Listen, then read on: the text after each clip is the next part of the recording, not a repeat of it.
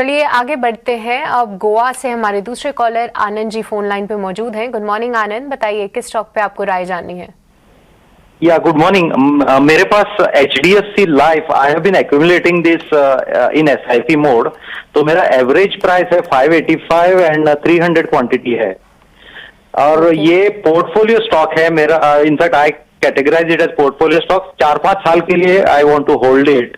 So I just wanted to know whether I can add more at current rate actually, because the price has come down. आनंद, आपने ये accumulation कब से करना शुरू किया है? It is since last 3 years now actually. हाँ, क्योंकि मैं देख पा रही थी 700, 800, 750 तक भी ये काउंटर जाते हुए दिखा था, लगभग उस प्राइस के आसपास। वहाँ पे आपने एग्जिट नहीं लिया और कई समय से जो है आप इसको एक्यूमुलेट कर रहे हैं। आस्था, एक बार आपसे समझेंगे। देखिए, लंबे समय के निवेशक हैं और पिछले 3 साल से एक ही काउंटर को ये अपने पोर्टफोलियो में ऐड कर रहे हैं। अब 300 शेयर्स होल्ड करते हैं और 585 उसकी एवरेज बाइंग प्राइस है।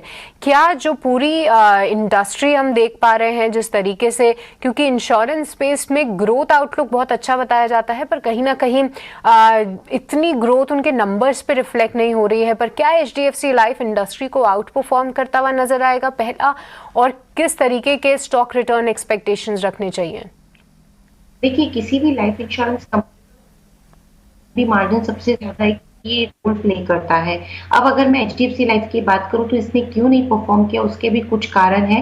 बेसिकली देखा जाए तो जो इनकी कॉस्ट बढ़ी थी, जो क्वार्टर गॉन बाय था उसमें, उसकी वजह से हमने देखा है कि VNB मार्जिन जो होते हैं, वैल्यू ऑफ न्यू बिजनेस, वहां पे हमने एक डिक्लाइन हमें देखा था। लेकिन अगर मैं पास्ट ट्रैक रिकॉर्ड देखती हूँ तो इन्होंने हमेशा VNB मार्जिन, क्योंकि अगर मैं लास्ट 5 ईयर्स की बात करती हूँ तो इन्होंने VNB मार्जिन को यहाँ पे मेंटेन किया हुआ है। मेरे हिसाब से CAGR ग्रोथ 5 इयर्स की जो है वो बहुत अच्छी रही हुई है, मोर देन 20% रही हुई है। तो आगे जाते हुए मुझे लगता है कि हो सकता है कि कंपनी वापस से अपनी पुरानी ट्रैक पे आए। लॉन्ग टर्म यहाँ पे आउटलुक पॉजिटिव है और इंडस्ट्री का आउटलुक भी लॉन्ग टर्म के लिए पॉजिटिव है। शॉर्ट टर्म में क्योंकि नतीजे अच्छे नहीं थे, अप टू द मार्क नहीं थे, तो कंपनी ने यहाँ पे अच्छा परफॉर्म करके नहीं दिखाया। लेकिन लॉन्ग टर्म के लिए मुझे ठीक लगता है। दूसरी तरफ इनका यूलिप मिक्स भी अच्छा है, डिस्ट्रीब्यूशन मिक्स भी यहाँ पे ठीक लगता है। So overall long term outlook के हिसाब से कंपनी में यहाँ पे बने रहना चाहिए। लेकिन शॉर्ट टर्म में हो सकता है थोड़ी वीकनेस देखने को मिले, और नतीजों पे बिल्कुल कड़ी नजर रखिए, क्योंकि वैसे भी अभी आने वाले 1 महीने में नतीजे यहाँ पे आना चालू हो जाएंगे। ठीक है, अगला ट्रिगर